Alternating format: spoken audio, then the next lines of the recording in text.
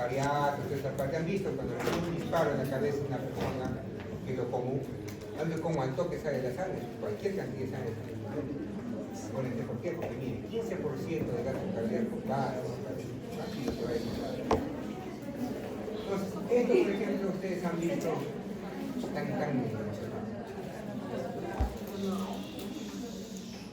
entonces, esto visto seguramente cuando han hecho anatomía, ¿no? Les han hecho ahí, recordar ahí, ¿no? Toda esta parte de esta parte. Entonces, obviamente ya estábamos bonito así porque todos los amigos también seguramente de Renato, porque no tienen una forma post-mortem. Pero un paciente, queremos analizar la vasculatura, por ejemplo, no la podemos hacer esta parte. ¿Qué le tengo que pedir? Examen de estudio de imágenes, un estudio de imágenes. Nosotros, cuando pedimos nosotros estos exámenes, lo primero que se pide, por ejemplo, si el paciente viene con una hemorragia intracerebral, que es espontánea, y nosotros pensamos que ha habido una ruptura de aneurisma, ya han escuchado seguramente, ¿no? Pero de aneurisma, ¿no? ¿Qué le piden neurocirujanos? Una angiotensia cerebral. ¿Qué quiere decir? Angiotomografía cerebral. ¿Qué quiere decir? Que va a graficar los vasos con el medio de contraste a través de la tomografía. Eso no tenemos acá, por ejemplo, en este recurso, pero algo similar es lo que es la angiografía por resonancia magnética. En este caso lo va a reconstruir obviamente por la parte del magnetismo. Entonces, ¿qué tenemos acá? Primero tenemos el cerebro, se va a pintar prácticamente todos los vasitos, todos los vasos, las arterias prácticamente. Y después tenemos lo que nos gusta mirar, esta parte. Igualito nos va a dar que se llama la angiotensia cerebral. Vamos a tener prácticamente todo el árbol arterial. ¿Y para qué va a servir este árbol arterial? ¿Para qué vamos a mirar o vamos a... ¿Para qué nos va a servir? Para mirar, digamos, si es que acá viene la hemorragia, ver si por ejemplo, la comunicante anterior o la comunicante posterior hay un aneurisma y ver justamente cómo es esto.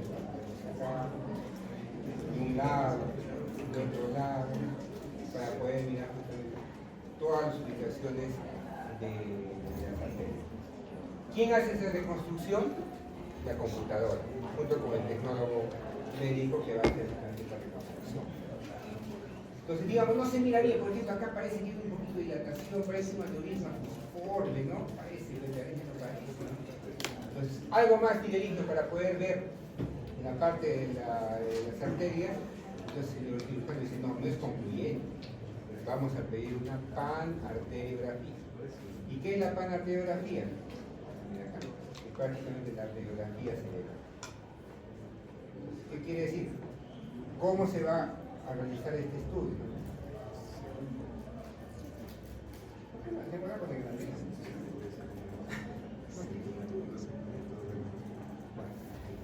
Vamos a entrar por la arteria femoral o por la radial, un catéter, me encuentro por la femoral, van a ingresar por la aorta, siguen por arriba de las carótidas, ¿no? Siguen hasta la parte superior y llegan a este punto con el catéter. Llegan a este punto y ¿qué van a hacer? Van a disparar contraste. Entonces, si se dan cuenta acá, esto es como una placa de rayos X. Pero, ¿cómo era la placa de rayos X de tórax? ¿Era blanca? ¿Era negra? Negra. ¿Y por qué está acá blanca? El borrador. Es el negativo. No. Ahora vamos a recordar. ¿Se acuerdan cuando hemos hablado de la placa de tórax? Lo blanco, ¿qué se llamaba? ¿Radio lúcido o radio opaco? Radio opaco, ¿no? ¿De qué color era la placa? Blanca, blanca era la placa. Entonces, como es radio opaco, por ejemplo, el corazón, no pasan los rayos X, entonces la placa, ¿cómo queda? De color blanco. En cambio, cuando es radio lúcido, ¿qué va a pasar? Los rayos X pasan rápidamente y van a quemar la placa, ¿sí o no? Queman la placa, ¿sí? Entonces, por eso tenemos una parte, lo que ha quemado, ¿de qué color se vuelve? Negra. Lo que no ha quemado se vuelve de color blanco porque la placa es blanca. En este caso es diferente, es al revés. ¿Por qué? Porque acá vamos a usar lo que es la fluoroscopía. ¿Qué quiere decir? Vamos a usar rayos X también, pero constantes, ¿no? permanentes, ¿no? En todo momento, y vamos a graficar todo el árbol. ¿Y cómo se mira acá la sustancia de contraste, de color negro? Y lo negro acá, ¿qué va a ser? Lo radio opaco. ¿Estamos de acuerdo? ¿Por qué? Porque esta placa, ¿qué va a censar? Va a censar los rayos X. Ya no es que va a quemar, sino que es una placa prácticamente que va a censar los rayos X. Entonces va a ser al revés. Lo que ustedes miraban en la radiografía de color blanco, ¿cómo se mirará acá entonces? Negro. Entonces acá estas venas, ¿de qué color se deberían mirar? Blancas, por ejemplo, ¿no? Porque son radiopacas. ¿Por qué es radiopacas? Porque estoy poniendo una sustancia de contraste. La sustancia de contraste, ¿qué va a pasar? No va a permitir que pasen los rayos X. Entonces, ¿cómo vamos a mirar todas las venas de color? Negro. Las arterias que de color negro. ¿Estamos de acuerdo? Entonces, estamos en arco S, permanentemente está irradiando rayos X y disparan prácticamente, disparan el contraste.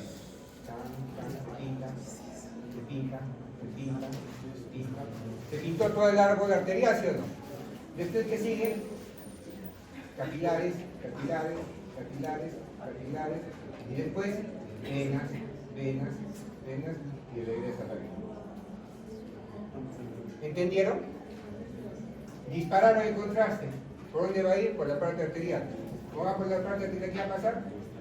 ¿Qué va a pintar? Va a pintar las arterias, pinta las arterias, pinta las arterias, pinta las arterias, pinta las arterias, pinta las arterias, arterias. Va a capilares, venas. ¿Para qué me servirá entonces este estudio? Para mirar cómo es exactamente nuestras arterias. Y si acá hay, por ejemplo, si por acá, por ejemplo, tengo esto acá, ¿qué tendré entonces ahí? Un aneurisma. ¿Estamos de acuerdo? Acá tiene un aneurisma. Puede ser un aneurisma fusiforme, ¿no? Más alargadito. O puede ser que tenga cuellito, ¿no? Acá tiene un cuellito.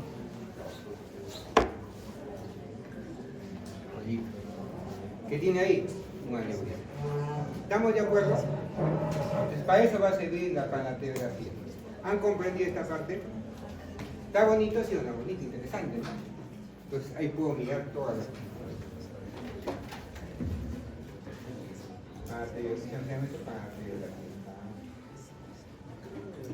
¿se dan cuenta, Camilo? Ahí está. Estoy ingresando por acá el contraste, ¿no? Y miren, esta parte de acá, ¿cuál vendría? ¿Qué arteria será esa de acá? Más o menos se ubica. Esta es la mitad prácticamente del cerebro, ¿no? Acá está el homúnculo, ¿no? Lo que se mira acá está el homúnculo que hemos visto, acá está el homúnculo. ¿Qué es esta arteria por realidad? Probablemente sea la arteria cerebral media. Imagínense que hay un stop acá. ¿Qué se va a morir? Todo esto se va a morir. Entonces, cuando hay un stroke, cuando hay lo que es un ictus que diga, se va a obstruir acá, por ejemplo. Se obstruye ahí. ¿Qué va a pasar? Toda esta parte se muere, se va a isquemizar. ¿Qué hay que hacer inmediatamente? Hay que trombolizar. ¿Qué es la trombolisis? Dar una sustancia, ¿para qué? Para que eso lo vamos a reaperturar y nuevamente haga perfusión en todo el cerebro. ¿Estamos de acuerdo? ¿Está fácil? Interesante, ¿no? Vamos a borrar ya.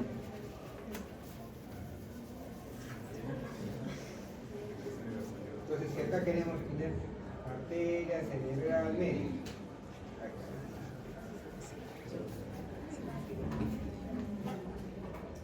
¿qué es esta parte acá?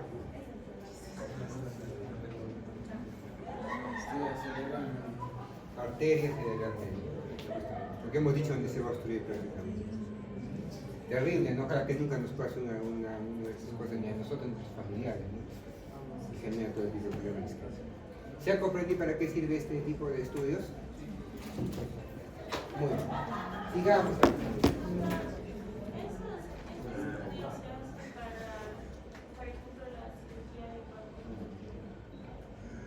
¿Cirugía de qué?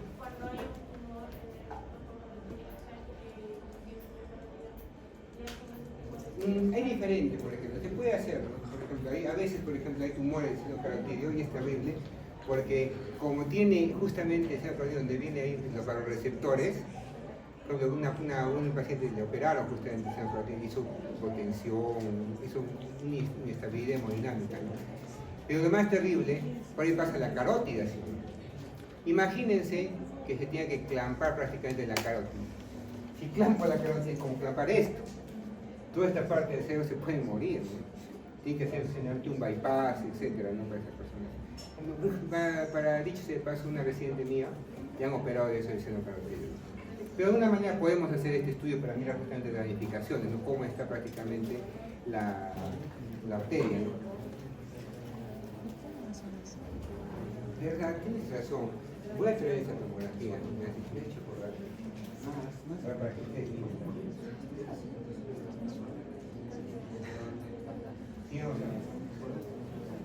¿Qué más? Regulación de flujos sanguíneos. Todo esto tiene que ver con los flujos sanguíneos. Regulación de flujos sanguíneos. Entonces, ¿qué me puede generar vasodilatación, por ejemplo? Aumento del CO2. ¿Cómo me aumentaría el CO2? Hipoventilación.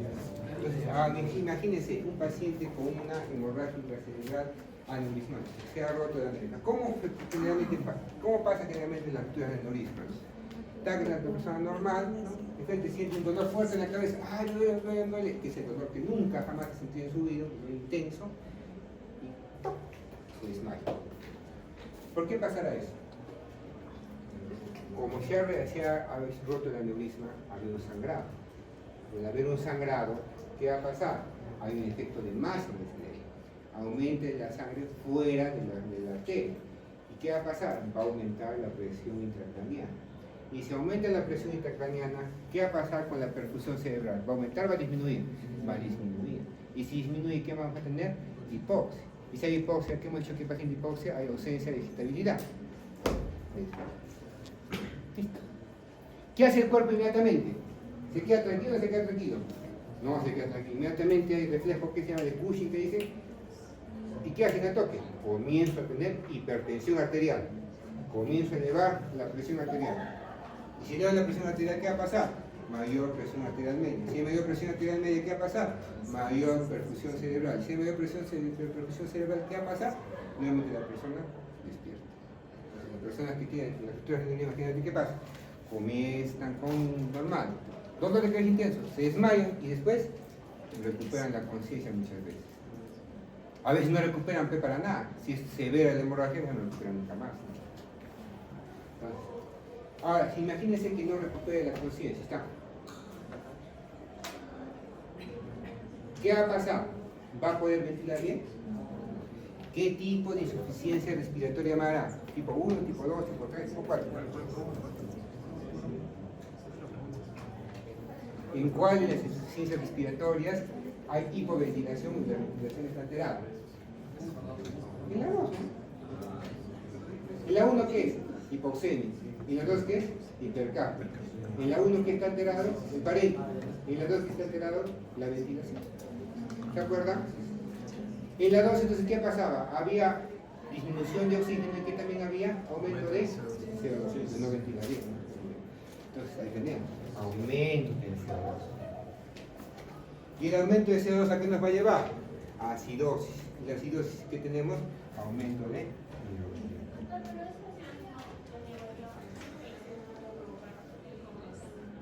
Claro, también va a comentar el coma. También va a comentar el coma.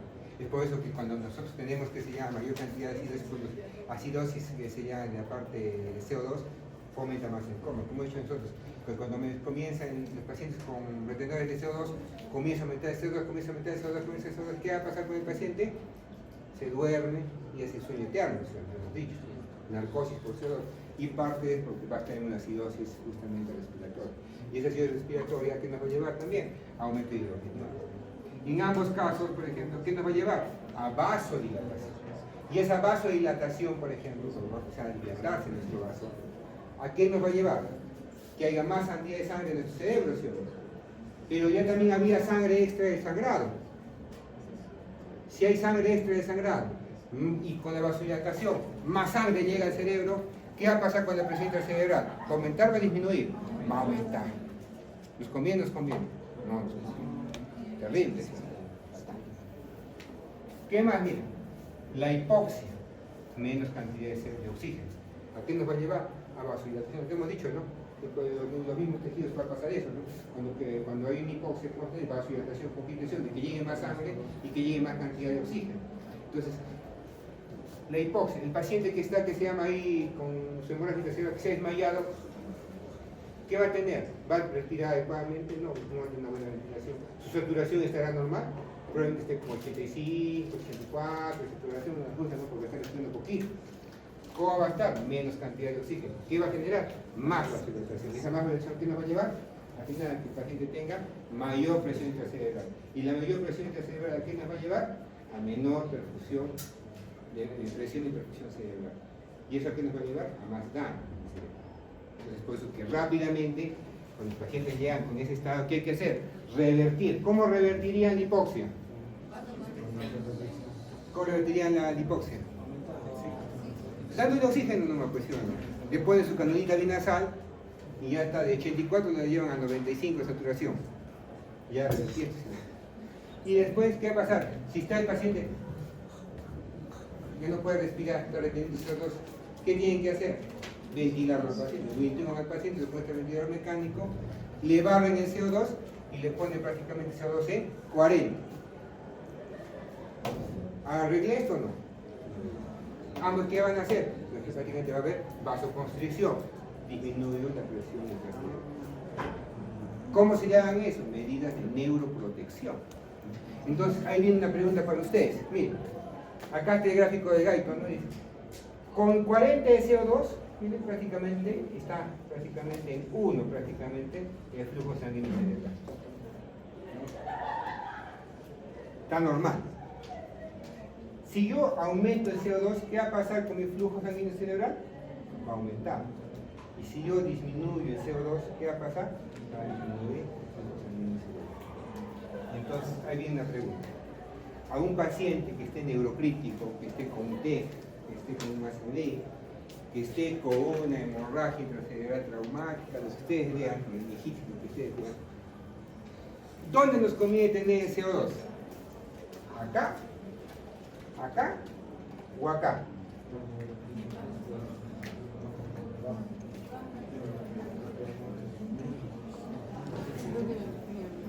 Acá, mayor cantidad de flujo cerebral, mayor cantidad de hiperemia, ¿nos conviene? No.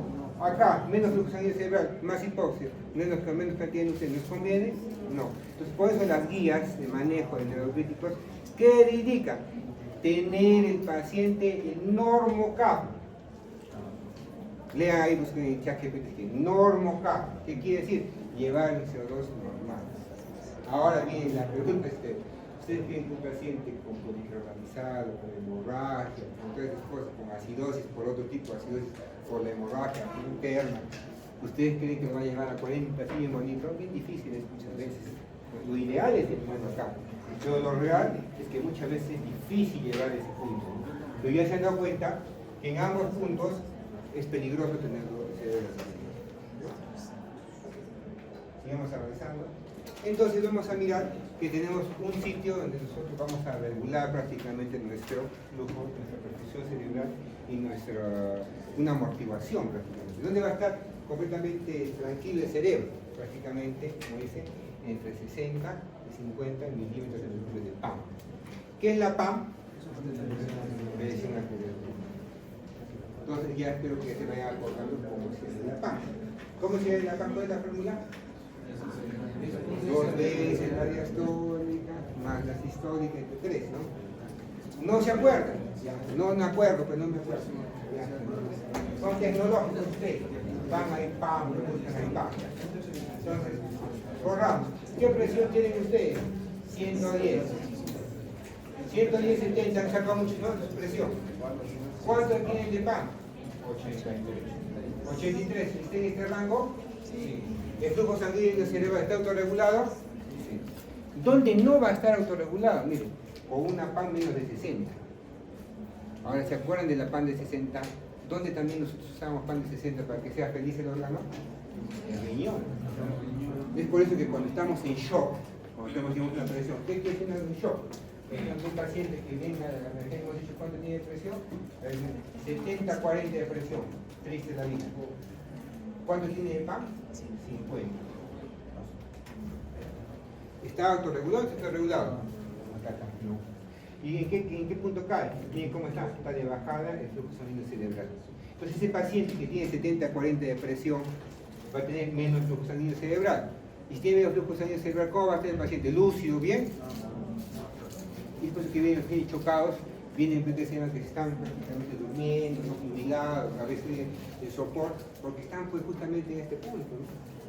Y por otro lado viene lo que es la hipertensión. Miren, cuando hay gente que se contra hipertensos, va a llevar prácticamente un aumento, cualquier cantidad de lo que es el flujo sanguíneo cerebral. ¿Y eso qué va a llevar? A que probablemente tanta presión que hay en el cerebro pueda que tenga que tener microsangrados o una hemorragia intracerebral. Entonces, es como cuando ustedes tienen aumento de presión en su casa del agua, ¿qué va a pasar? Revienta las tuberías, ¿no? Y bueno, va a reventar en nosotros y puede generar una hemorragia intracerebral.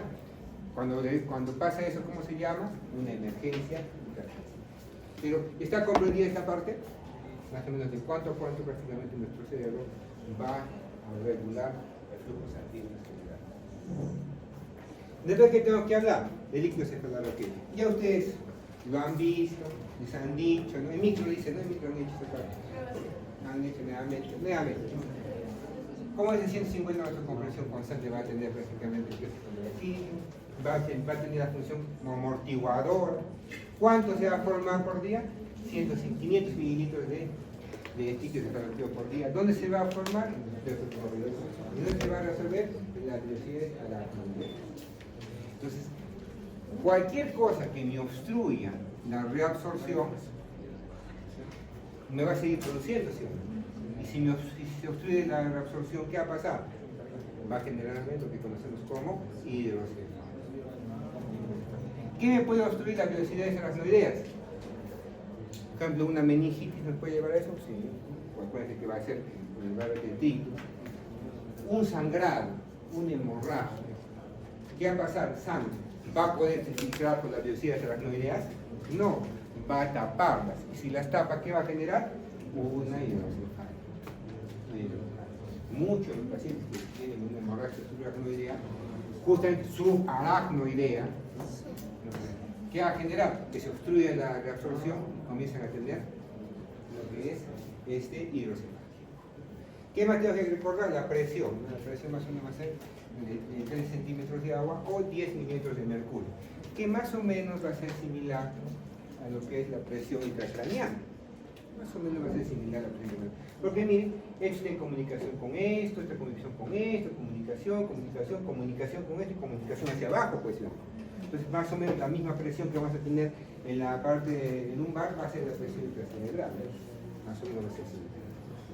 ¿Qué nos puede llevar a hipertensión con líquido cefalorraquídeo? Tumores, la sangre que hemos dicho, infecciones, en obstrucción, nos puede llevar a hidrocefalia. Comunicante y no comunicante. Comunicante, que sea general, pues, ¿no? Que todo esté prácticamente que la presión esté aumentada en todo lugar y eso me genera una hidrocefalia global. No comunicante solamente un lugar, ¿no? Una función segmentaria de un metrículo, etc. Entonces, ¿qué le puede llevar a una no comunicante, por ejemplo, de un solo lugar?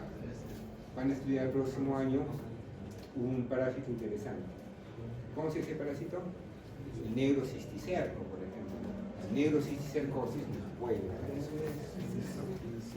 Nunca es el neurocisticerco. ¿Qué más? Si yo tengo elevación, que se llama de esta presión, de la presión líquida cefalorraquídea, alta presión ahí en la cabeza, en los niñitos, ¿qué pasa? Ustedes ya han estudiado en lo que hacemos, se les crece la cabeza como manzanita, ¿no? Pero en nosotros, que es triste la vida, es un contenido prácticamente, un continente rígido, ¿no? Entonces, ¿qué va a pasar? Vamos a hacer una hipertensión endocraniana por el mismo, ¿no? ¿Qué tenemos que hacer sí o sí entonces?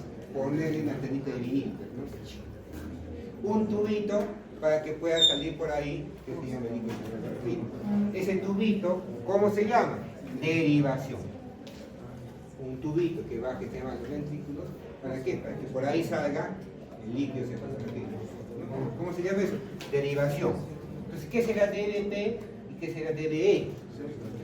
Derivación ventrículo-peritoneal o derivación ventricular externa. ¿Qué quiere decir derivación ventrículo-peritoneal? Estoy con un hidrocefalia, ¿no? Ya es algo permanente, una obstrucción ya crónica. ¿Qué va a hacer entonces? Ya sé que no se va a resolver, no va a haber reabsorción. Entonces ya de por vida va a tener esa hidrocefalia. Entonces, ¿qué va a hacer el neurocirujano? Va a hacer un huequito, le va a poner prácticamente el tubito, el catéter, ¿no? Va a sacarlo por la parte del cuero cabelludo y lo va a internalizar por vía subcutánea el tubito, sigue el tubito. ¿Lo pongo en la pleura? No, pues no se va a llenar el líquido del pulmón, no me conviene. Sigo bajando, ¿y dónde me va a llegar? Hacia el peritoneo. Cosa que ahí va saliendo el líquido y va llegando al peritoneo. El peritoneo reabsorbe y ya está, se acaba el problema. Derivación ventrículo-peritoneal. Y la derivación ventricular externa, ¿qué quiere decir? Algo de emergencia. Ha habido una hemorragia subaracnoidea, ha obstruido prácticamente la salida de la reabsorción líquido cefalorraquídeo, está full sangre. ¿Qué tengo que poner? Un tubo, pero para que salga para afuera, no va a poner a internalizar, va a demorar. Un tubo y salga. ¿Me entienden? Listo. Ahora, ¿qué quiere decir? Vamos acá. Está por acá. Mejor para que me comprendan. ¿Dónde está mi tubito?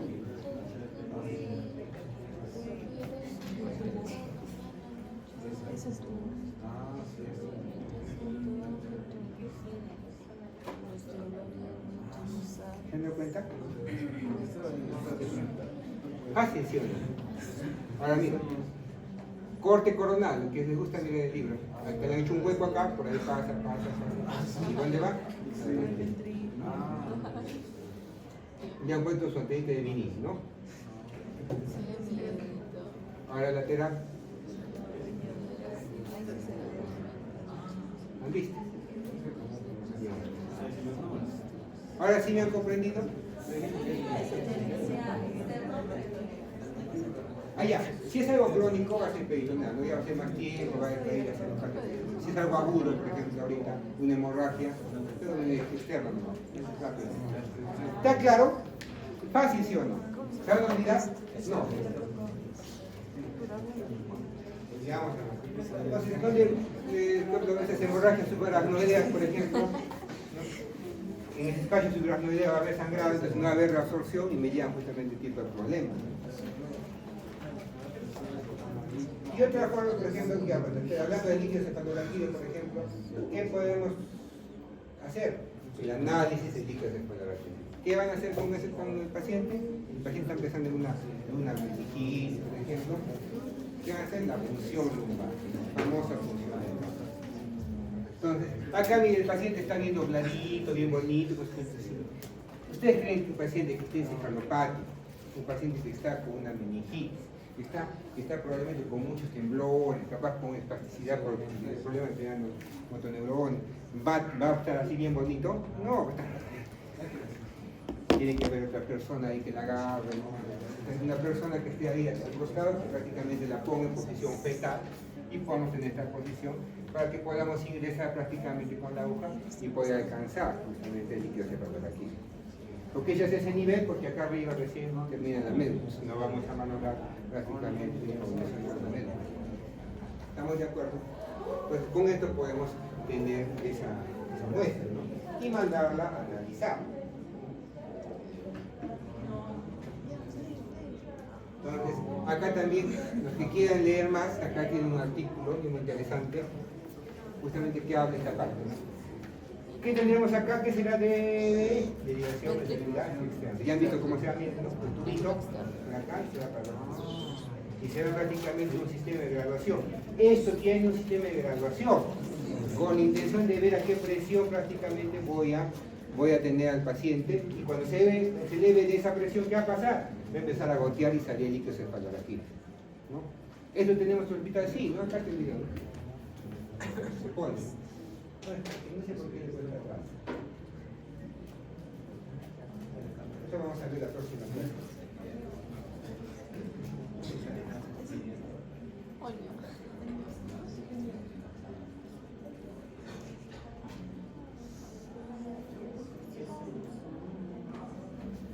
acá tenemos, ¿no? Esta misma paciente. Sale por acá la parte de acá del tubito, miren. El tubito por acá, sigue por acá y llega a esta derivación.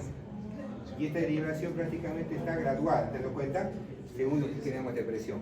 Acá está en centímetros de agua y acá en milímetros de mercurio. ¿No? ¿Cómo está ese líquido supervertido? ¿También está mal? Genial. Hasta acá mejor. Ese líquido supervertido. Vamos. ¿Dónde está entonces cero para que podamos poder medir la presión intracerebral? Más o menos el meato urinario externo, más o menos por esa zona. No puedes sacar, por ejemplo, este sensor. Entonces, este sensor, por ejemplo, de acá, que tenemos acá, ¿es tubito o no es tubito? ¿O es cable? ¿Qué creen? Cable. Es diferente. Cable. Ese es un cable. Diferente del otro, ¿no? El otro es como una vía, ¿sí o no? Como una menopsis que ustedes cuando han puesto acá, ¿no? Sufren en el hospital, pues, no, si saldré de esta, dicen, ¿no? Es foto, igualito va a ser un foto. Pero acá tenemos prácticamente es un cable. Entonces, ¿para qué sirve este cable, por ejemplo? Este es un cable que va a transmitir lo que es la presión intracerebral, que también nosotros ponemos. Es un catéter para medir la presión intracerebral. Ahí te les voy a explicar. Pero en este caso, ¿qué tenemos acá? Una derivación ventricular externa. Y por otro lado, en otros sitios acá en Arequipa, yo no he visto que hagan, en lo que yo he visto no he visto que hagan, que en la parte lumbar también se hace la punción lumbar y se pone un catéter.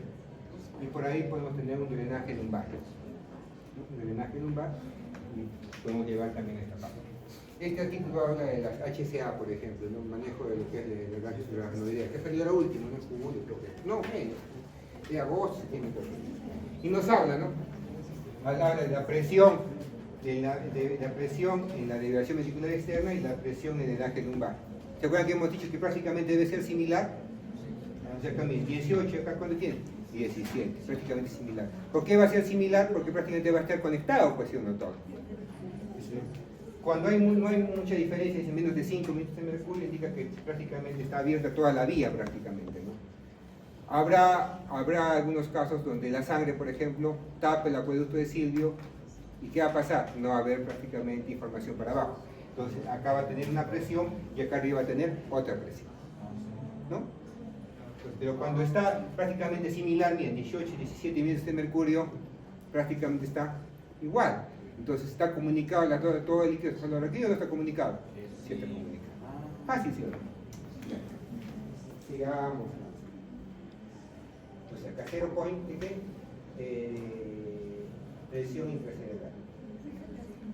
Entonces, esto es las cosas del líquido cefalorraquídeo, los valores, también ya lo saben, pero es más todavía para recordar, ¿no? Los valores de proteína, glucosa, como dice, cuando más bien está contraindicada una función lumbar, como dice acá, cuando hay un acceso epidural, obviamente con la infección, alteraciones de la coagulación, si está con la coagulación alterada, le van a expulsar. ¿Qué es ring?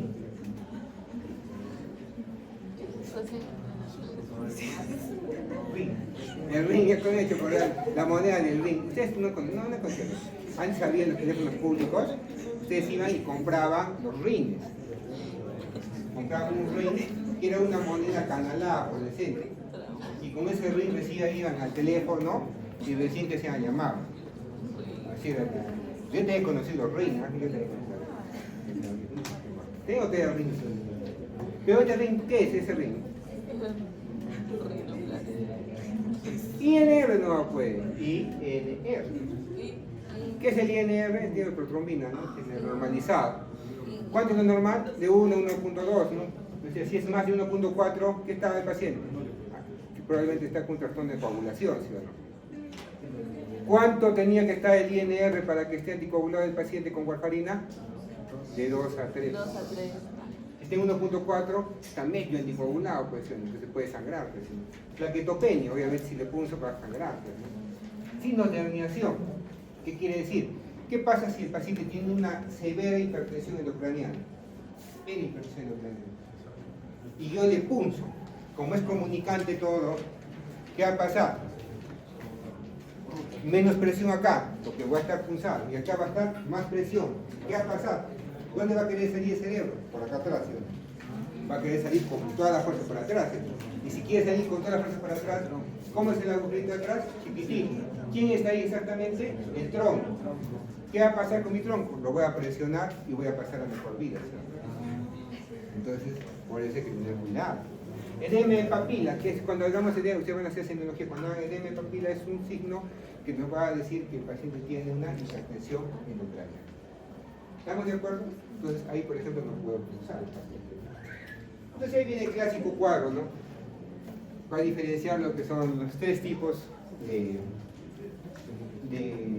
infecciones, problemas, ¿no? Clásicos, ¿no? Lo que son los virales, ¿no? Los que son, por ejemplo, los que son PVC y lo que es el bacteriano, ¿no?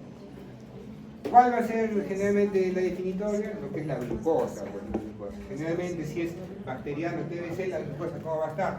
Disminuida, en cambio lo que es la parte de lo que es virus va a estar normal probablemente en la glucosa. ¿Cuál es otro punto de diferenciación? El recuento celular, ¿no? Si es bacteriana va a haber polimorfonucleares, si es PVC va a haber probablemente también mononucleares, igual que la parte de lo que son cuando es una infección viral. ¿Se han dado cuenta, no? Entonces, ¿qué más? ¿Cómo diferencio entre lo que es purulenta y lo que es TBC, por ejemplo, bacteriana y tuberculosis? Aparte de esto, pues no está bien disminuida. También tiene actos depósitos, bueno, puede ser los mononucleares, digamos, polimorfonucleares. También la cantidad de celularidad. Y miren, si es bacteriana, miren, 1000 leucocitos, o sea, alta cantidad. En cambio, si es TBC, menos cantidad. Fácil, ¿no? Entonces, vamos a analizar lo que ha obtenido esa paciente. Saca ya una patología. Ahí está, así va a venir el reporte prácticamente. Entonces, ¿qué tiene el paciente? Primeramente, el aspecto, ¿está feo? ¿Está bonito? ¿Está feo? Feo. ¿Limpio o turbio? Turbio, pues, parece una orina, ¿no? Infectada. Seca. Color, amarillo. Aspecto, turbio. Glucosa, 11.4. ¿Está baja o está baja? Si está baja, ¿qué vas a pensar? ¿Puedes tuberculosis? Bueno, ¿qué más tengo que mirar? Recuento celular, 9184. ¿Quién lo confirma? Polimorfonuclear. Venimos 83%. ¿Qué no sabe? Venimos fácil. Mire, va a venir un caso clínico aquí. Por Dios, creo que es nada de pensar, ¿no? Y acá viene lo que es prácticamente lo que es la parte del cultivo, ¿no? Prácticamente, y al final, mire, sale grupo acinetobacter, por ejemplo. En este caso, el paciente ha tenido una infección de la derivación, una ventriculitis prácticamente tenido. Se ha infectado prácticamente la derivación, a su mala suerte. Y como está intrahospitalariamente esa derivación, por eso es que se ha infectado prácticamente con un acinetobacter. Pues menos mal que es sensible, nomás resistente a un retrocesor. Cultivo y líquido separador. Entonces, ¿está clarita esa parte? No se van a equivocar, ¿no? Cero estrés, ¿no? Cero. ¿Qué más? Metabolismo cerebral, ya le hemos comentado, es 15% de metabolismo de todo el organismo va a estar destinado justamente a la preservación de las funciones cerebrales. Lo que hemos comentado también, este no es capaz de efectuar metabolismo anaeróbico, entonces por lo tanto todo viene del oxígeno prácticamente, tiene que ser fundamental el oxígeno para que funcione. Si no tenemos oxígeno, va a perder conocimiento, y ahí tenemos el famoso síndrome de Stokes-Adams, por ejemplo, que han estudiado, ¿no? Entonces, Stokes-Adams, cuando tenemos una bradicardia externa por un bloqueo del tercer grado, por ejemplo, ¿no? Un reflejo vagal, un viejito que está con su bisoprolol, ¿no? Que tiene un cardíaco, que va a hacer su tacto rectal, a su sequeo de próstata, de 50 le bajan a 35 de frecuencia por el tacto rectal, se va a desmayar el paciente. ¿No? Como dice, 25% del consumo de glucosa del organismo se va a ir para el cerebro. Y miren, 20% de todo el oxígeno que tenemos para el cerebro. Entonces, ahora que tenemos que mirar la patología. Algunas de las patologías no vamos a terminar con todas. La próxima semana vamos a hacer la continuación, y ahí vamos a ver más tomografías de esa parte. Y el último día vamos a hacer lo que es sentidos y terminamos. ¿Qué acabamos? Claro, entonces, continuamos. Entonces, virtual hemos dicho que hacer, ¿cuándo dije? Ni acuerdo. Entonces, la última ejecución sí tiene que ser presencial. No creo que nos toque fue un día de festivo, ¿no? Ahí sí ya. ¿Por qué he puesto esta parte de acá? Para que ustedes recuerden lo que ya hemos visto, niveles de sensor, leanlos a venir. ¿Qué he puesto acá? El Glasgow, porque para todo el paciente que tenga una lesión cerebral van a evaluar el Glasgow. Ya lo saben, ya le hemos explicado, ya lo entienden mejor, ya son glasgólogos, entonces igual, progresión de la progresión cerebral también le hemos explicado. ¿Cómo comenzamos? Poco a poco va a tener flexión, decorticación, después extensión, después flácido y después al cajón, ¿no? A la muerte. Entonces, ¿cuál es nuestra intención? Justamente no llegar a esa no llegar a eso. Y eso van a ser acá los principales, los que son intensivistas, acá los que van a ser nutrición, los que son neurólogos, los que son la parte de neurocirujanos tienen que manejar prácticamente toda esta parte. Ahí van a tener los neurocirujanos, si está por acá, por ejemplo, inmediatamente capaz de entrar a la sala, ¿no? Si vengan y socorren, inmediatamente entrar a la sala, ¿no? Y poder que sea para poder ayudar al paciente, ¿no? Si ya estamos acá en extensión, 2 horas en extensión, y le va a pedir una tomografía de control por si acaso para mirar cómo está el sangrado. Así pide, por Dios. Oye, está peor, ¿no? ¿Qué más que vamos a encontrar? Ya, o sea, sí que se pide para dilatar muchas veces, ¿no? Como estamos a las 6 de la tarde, ¿no? Salgo a las 8, si entro a la sala va a salir a las 9. No, mejor una tomografía de control para ver cómo está el cerebro, como siempre, todo no meter hemorragia. Entonces pasa al otro turno. El otro turno dice, no, ya está en descerebración, mal pronóstico, no se opera. Sí, es lo que pasa, van a mirar esas cosas. Ahora también, o sea, viendo éticamente y viendo también, digamos, la parte del futuro del paciente, va a quedar también secuelado, capaz va a quedar estado vegetativo, también razón, pues ya no. Pero también no es lo correcto muchas veces. Entonces, muchas veces la decir, ¿por qué pasa eso? Porque a veces van a ser cirujanos ustedes, se van a acordar de esa palabra, van a trabajar en 3 o 4 clínicas, ¿no? Entonces van a estar cansados. Entonces, una cosa es con cada, otra es con cajón. A ver qué va a pasar cuando ustedes estén ya de especialistas. Ahí se va a hacer también su fama, ¿no? ¿Qué fama tiene? Ya he visto también flexión de corticación, de cerebral, ya la vi, ya no hay problema. Lo estoy poniendo acá para que podamos una manera de cortar. Bases anatómicas. ¿Qué tenemos en la parte de lo que es circulación?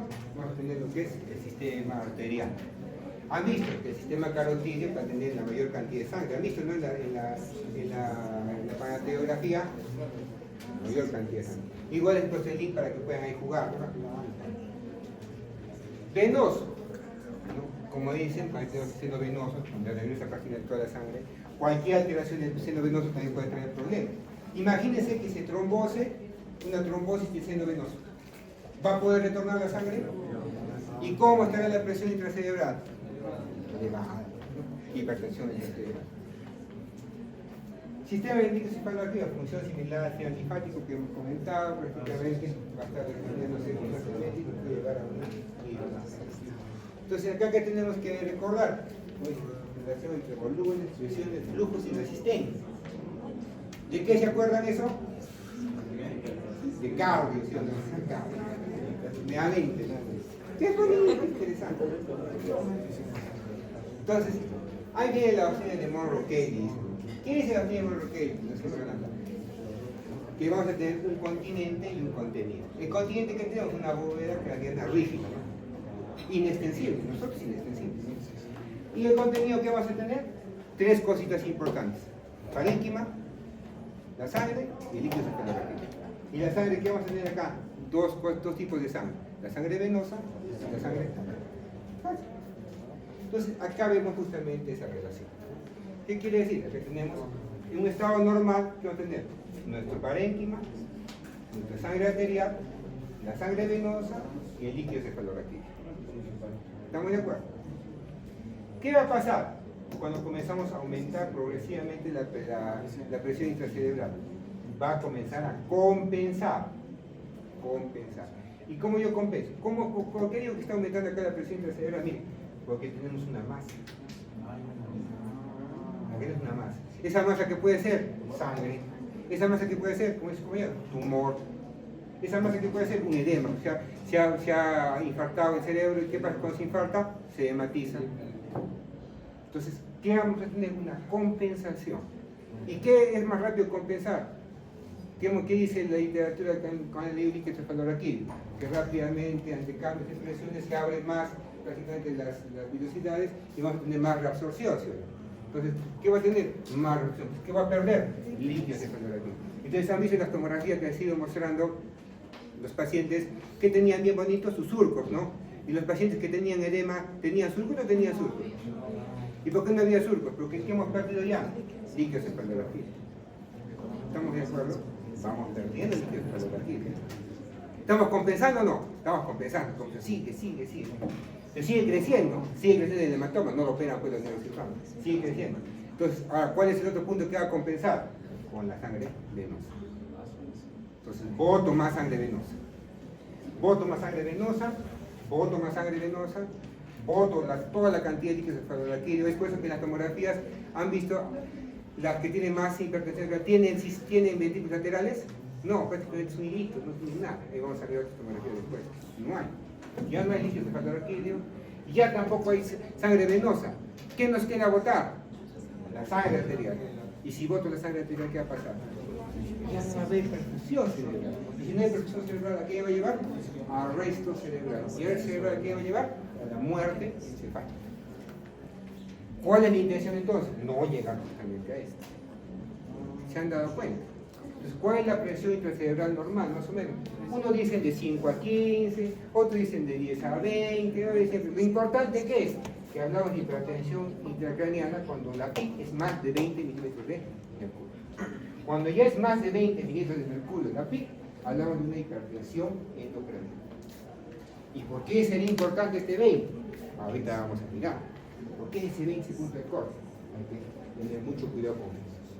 Entonces, todo esto que nos lleva a decir que tenemos un equilibrio, ¿no? Un aumento de alguno de ellos que nos va a llevar a un aumento de la PIC. Y ese aumento de la PIC, ¿qué va a empezar inicialmente? A empezar a compensar. ¿Con qué empezamos a compensar? ¿Después con qué? Con la parte de la vena. Y al final, ¿con qué? Con la arteria. Cuando comenzamos con la arteria, ya estamos en la última parte de la función cerebral, porque después viene la muerte. Entonces viene este gráfico que lo he encontrado, PORT, ¿no han visto ese PORT? Y nos habla, ¿no? ¿Cuánto hemos dicho que se llama la presión límite? 20. Y miren, este 20, ¿con quién se compara justamente con ese punto, justamente con el punto B? ¿Qué quiere decir? Miren, primero comenzamos a crecer la masa, la tumor, no, más rápido, la hemorragia, crece la hemorragia. Pero ¿qué hago? Puedo compensar. Llego a este punto, ¿qué va a pasar a partir de acá? Ya no puedo compensar. ¿Por qué? A medida que voy a aumentar mayor cantidad de volumen de la hemorragia, ¿qué va a pasar inmediatamente? Va a elevarse ¿quién? La presión intracerebral. Y si aumenta la presión intracerebral, ¿qué va a pasar? Ya no va a haber perfusión cerebral. Menos perfusión cerebral. ¿Estamos claros en esa parte? Fácil, ¿sí o no? Entonces, hasta el punto de 20 compensos. ¿Cuál sería nuestra intención como médico? Que si yo tengo un paciente que tiene un aumento progresivo de la PIC, no debe pasar de 20, porque si no, me va a generar un aumento masivo de la presión intracerebral y eso me va a llevar prácticamente a la disminución de la presión cerebral. Y si no lo controlo, ¿qué me va a llevar? La muerte. ¿Estamos de acuerdo? Sigamos avanzando. Y ahí vienen unos términos que tenemos que conocer, ¿no? Tenemos la fase 1. La fase 1, ¿cuál es? La fase compensadora, ¿cierto? Estamos compensando, estamos tranquilos. Y como dice acá, alta confianza. ¿Qué es la confianza? Cuán blandito está nuestro tejido, ¿se acuerdan? Si está blandito, normal ya puedo crecer, pues, ¿no? Está compensando. Y acá, miren, fase 2, justamente, y en 20 hemos dicho, ¿no? Ya comienza a tener problemas, ¿sí o no? A medida que miren, esta curva ya se va prácticamente a un poquito que aumente, cualquier poquito que aumente de volumen, ¿qué va a pasar? Me va a implicar mayor, prácticamente, presión intracerebral. Y miren, en la fase 3, ¿qué tenemos? Baja confianza. ¿Qué quiere decir? Duro y alta lactancia. ¿Qué quiere decir lactancia? Tendencia a que aumente la presión ante cambios de volumen. Un pequeñito cambio de volumen,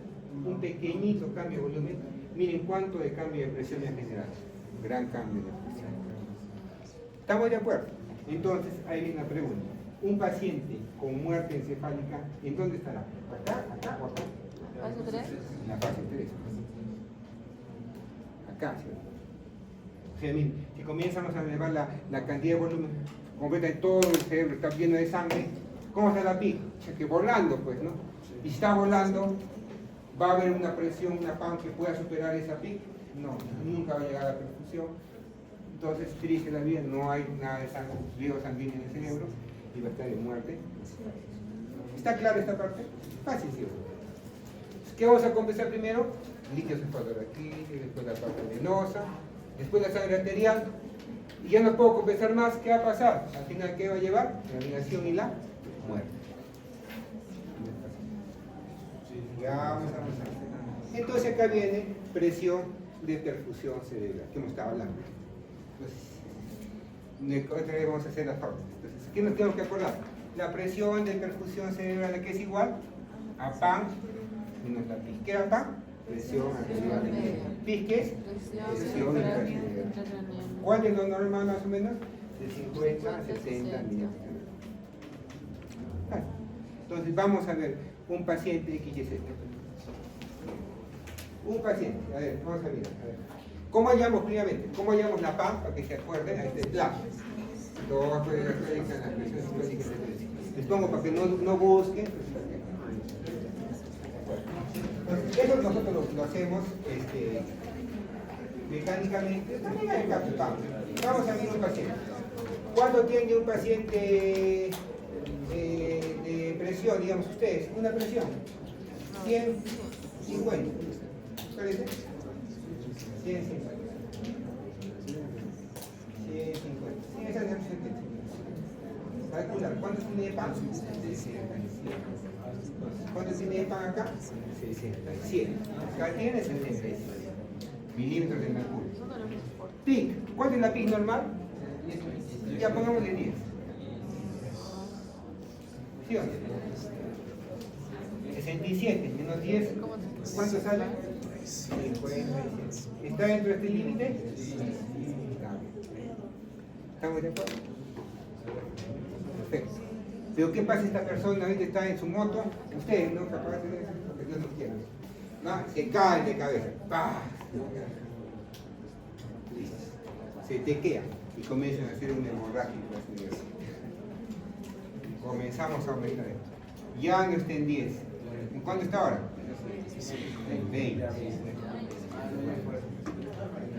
¿Cuánto tiene de presión? 40. Aún puede. ¿Todavía sirve? ¿Todavía sirve? Me acordar del Sanchito, ¿no? ¿Cuánto tiene? 47. ¿Qué ha pasado entonces? Está baja la presión de perfusión cerebral. Está baja la presión de perfusión cerebral. ¿Cómo está el flujo sanguíneo cerebral? Baja. Está bajo el flujo sanguíneo cerebral. ¿Qué va a pasar con nuestro cerebro? ¿Va a tener buena circulación o oxigenación? Baja. Y como el paciente está con su sangrado y alrededor del sangrado hay las neuronas que están queriendo morirse, con esta presión se terminan de morir. Más secuelas. Entonces, al final de cuentas, ¿qué tenemos que hacer? Evitar eso, ¿sí o no? ¿Cómo evitarían eso en este paciente? ¿Cómo lo harían?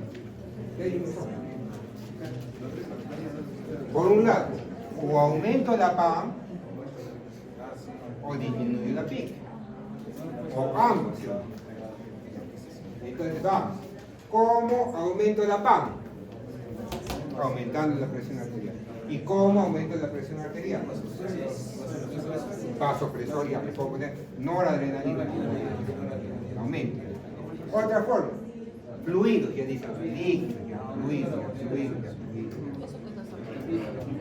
Le pongo la. Al final, no elevó la presión arterial. ¿Cuánto lo tiene que elevar la presión arterial?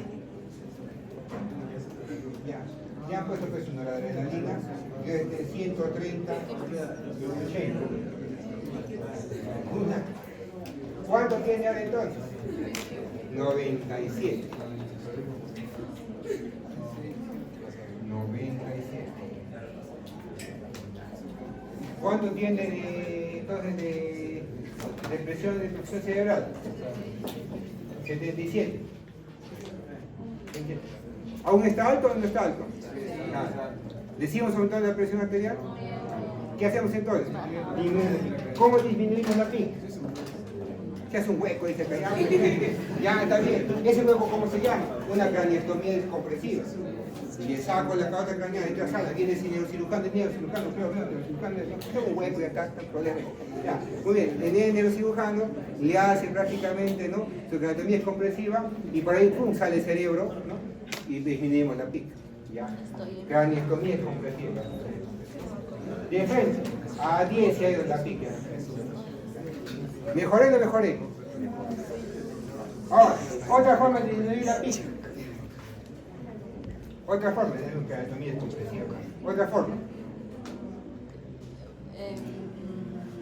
¿Ya han estudiado? No. ¿Qué le dan cuando tenemos edema cerebral? No le dan que se llama manitol, no le dan plurihipertónico. ¿Qué hace el plurihipertónico, el manitol? Hincha la célula o la deshidrata. Y si la deshidrata, ¿va a aumentar o va a disminuir la PIC? Le doy manitol, le doy cloruro de sodio al 7.5%, ya disminuye la PIC. Ya no está, entonces ahora va a estar en 17. ¿Cuándo tenemos ese resultado? 80. No. Sí. Un poquito más. ¿Por qué está bien? 80. Sí. No. Tenemos que seguir disminuyendo. Tenemos que seguir disminuyendo. La idea es que ¿cuándo tenemos que llegar? Prácticamente. De verdad, así como se está jugando, así se tiene que manejar la pica. Ahí estamos en el corte. Claro. No.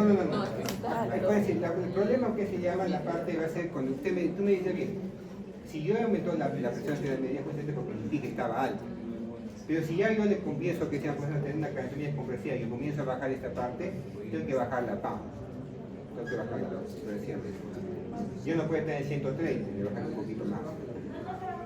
La cosa es, la idea es que poco a poco nosotros lleguemos a 50, 70. Pero ¿qué pasa si sigue estando alto? Por más que ya han dado esto, sigue estando alto, sigue estando, digamos, en 20, sigue estando en 77. ¿Qué tengo que hacer ahí? Probablemente hacer otras medidas. La cosa es que cuando tengo que llegar al final, de 50. Entonces, para poder hacer este cálculo, para jugar con esto, así como juegan ustedes, nosotros también tenemos que hacer lo mismo, ese mismo cálculo, ¿no? ¿Qué tengo que tener entonces yo en el paciente? Una PAM y también tengo que tener una PIC. ¿Podré tener la PAM? Sí. ¿Podré tener la PIC?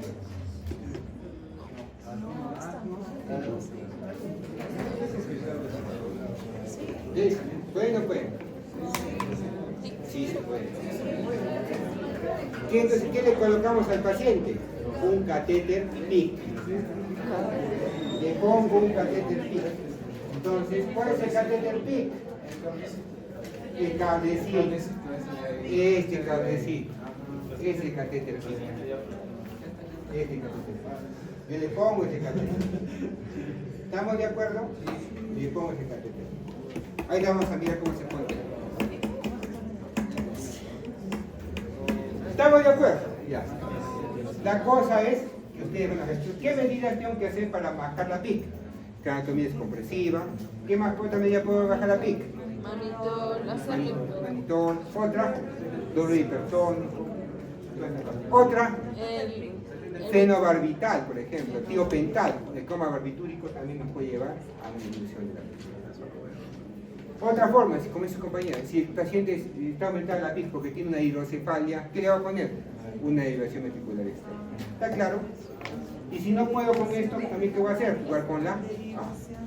Aumentar o disminuir de acuerdo a lo que queremos ver, que tenga una buena perfusión cerebral.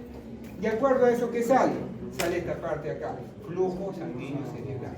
Y el flujo sanguíneo cerebral, miren, está directamente relacionado ¿con quién? Con la presión de perfusión cerebral. A mayor presión de perfusión cerebral, ¿qué va a tener acá? Más flujo sanguíneo cerebral. Y inversamente ¿a quién? A la resistencia vascular cerebral. Como dice acá, resistencia vascular cerebral. Directamente proporcional. ¿A qué va a ser esta proporcional de la resistencia vascular cerebral? A la viscosidad. ¿Qué paciente puede tener una viscosidad elevada en la sangre?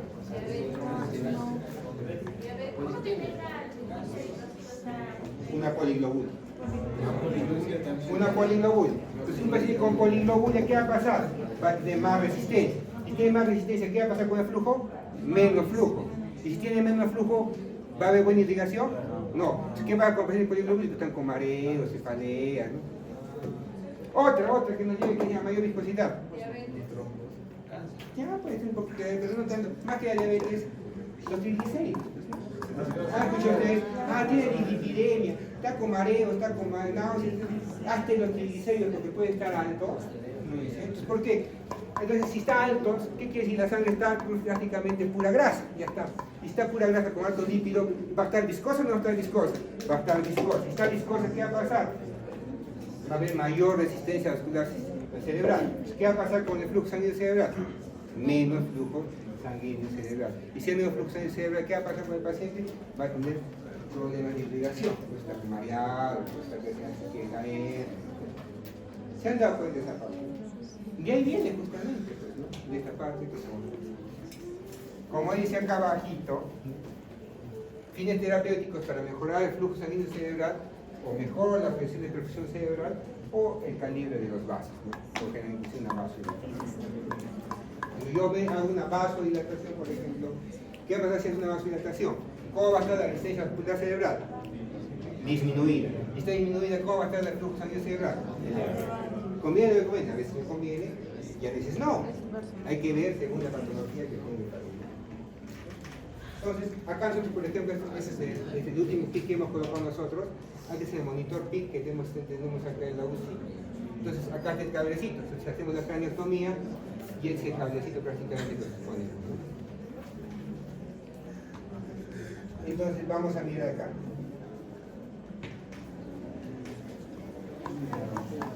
Nos da una curva, ¿visto? ¿Y esa curva qué va a ser? La curva de la PIC. Y nos marca que se llama exactamente cuánto tiene de PIC. Entonces ahí viene el juego que ustedes les digo. ¿No me está viendo? ¿Han visto este catéter PIC? Más lentito, ¿no?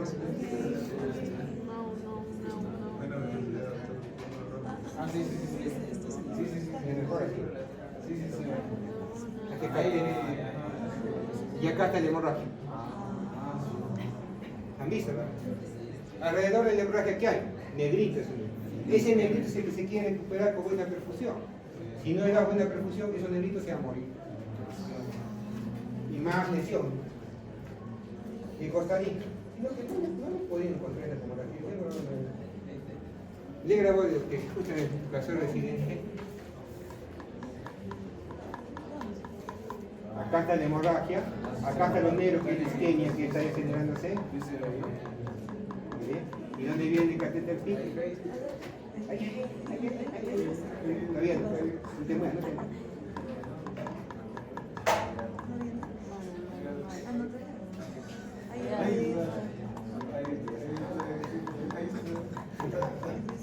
¿Han visto, no? Ponemos el parénquima. Entonces, después que le ponemos, nos va a graficar. Esta es nuestra unidad, ¿no? Entonces, ¿ya tenemos los otros datos? Sí. ¿Tenemos la PIC? ¿Tenemos la PAP? Sí. Entonces, presión de perfusión cerebral. ¿Cuánto es la PAP? 78. Menos 24.2 ¿Cuánto es la presión de perfusión cerebral? 52. ¿Está dentro del rango? Sí. ¿Estamos contentos? Sí, pero no. Exactamente. ¿Está bien que esté en 24? No, está mal. Entonces hay que generar medidas justamente para poder mejorar esto. ¿Debería estar cuánto? Menos de 20, ¿cierto?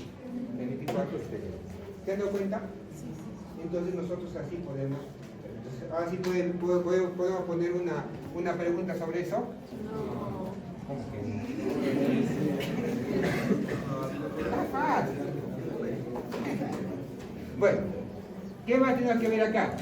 Las cascadas, ¿no? Usted tiene el paciente una hipertensión endocraniana, ¿sí o no? ¿Por qué tiene hipertensión endocraniana? Porque tenemos una PIC más de 20, ¿sí o no? Entonces, ¿qué puede llevar? A un daño mecánico y hemodinâmico. Daño mecánico. ¿Qué quiere decir? Que va a haber dos tipos de cascadas. Una cascada vasodilatadora y una cascada vasoconstrictora. ¿Cuál nos convendrá? Vamos a mirar. ¿Qué va a pasar en este caso? Ya se va, ¿qué trabaja con el paciente? Aumento de la PIC. Y si aumenta la PIC, ¿qué va a pasar con la presión cerebral?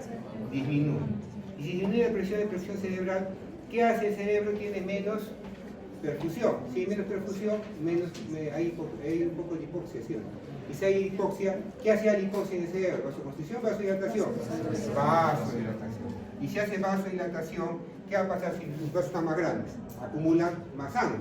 Y si acumulan más sangre, ¿qué va a pasar? Más volumen. Y si hay más volumen, ¿qué va a generar? Más presión intracerebral. Y si hay más presión intracerebral, ¿qué va a generar? Menor presión cerebral, vasodilatación, mayor volumen, mayor pic, más. ¿Qué va a pasar? ¿Qué va a generarse ahí? Un círculo vicioso, ¿sí o no? Positivo, todo una desgracia. ¿Y eso qué nos lleva? A muerte. Es el intento de compensar, ¿no?, la hipoperfusión que agrava la hipertensión. ¿Qué tenemos que hacer nosotros como médicos? Parar eso, ¿sí o no? ¿Cómo yo paro eso? Disminuyendo la PIC. ¿Y cómo disminuye la PIC? Drenaje líquido con una divulgación ventricular externa. Disminución del edema. ¿Cómo disminuye el edema? Le pongo manitol, le pongo cloruro hipertónico, disminuye el edema. O les obstruye la parte venosa si está obstruida. Disminuye la PIC. Si disminuyo la PIC, ¿qué va a pasar? Va a mejorar mi perfusión cerebral. Por otro lado, ¿qué también le puedo ayudar al paciente? Hemos dicho, para que yo me mejore mi presión cerebral, también disminuyo la PIC y aumento la PAN. ¿Cómo aumento la PAN? Terapéuticamente, ¿con qué? Con adrenalina, con fluidos, si quieren, toda esa parte. Pero el mismo cuerpo va a responder. Cuando ya comenzamos a tener un problema de hipertensión endocraniana, ¿qué va a pasar? Hemos dicho, al toque refleja, va a haber un reflejo de Cushing, y ese reflejo de Cushing, ¿qué va a haber? Una descarga simpática. Y esa descarga simpática vamos a tener nuestra tríada de Cushing. ¿Qué me interesa esa tríada de Cushing? La hipertensión arterial sistémica. ¿Y para qué tendré una hipertensión arterial sistémica? ¿Para qué? Para aumentar mi PAN. Y si aumento mi PAN, ¿qué va a tener? Mayor perfusión cerebral. Junto con mi disminución de PIC que ya he hecho, ¿qué va a llegar juntos? A que haga una vasoconstricción. ¿Por qué? Porque al fin de cuentas ya tengo buena cantidad de oxígeno. Me conviene vasodilatar, va a ser una vasoconstricción.